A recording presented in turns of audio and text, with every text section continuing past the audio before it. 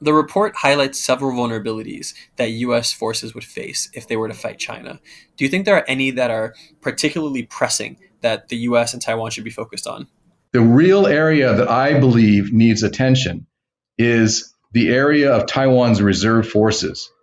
Officially, Taiwan has 2 million reservists or people eligible for reserve call up, but only about 100,000 are trained, which is a problem. And the training is only 2 weeks. So there's two things I would strongly recommend. So Taiwan, if Taiwan had its 2 million reservists trained, it would make a significant difference because China would have a major headache if every reservist was trained. Of these concerns raised in this report, are there any that you think Taiwan US collaboration would be particularly effective at answering or dealing with?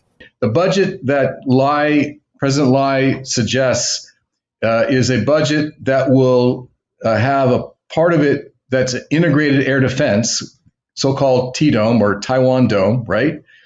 Which is a layered air and missile defense system. It's similar to what Israel has.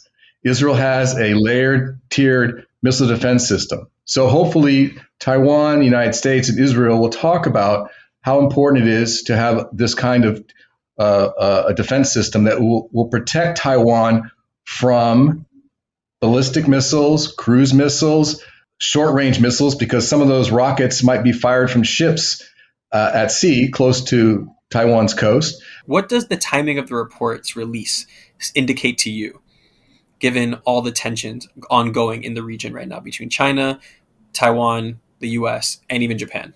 Assessments are good up to a point, but and they're used to sort of energize the system in terms of getting aware and focused on the problem and trying to deal with it. So it's a good thing, but don't assume that the outcome is going to be predetermined.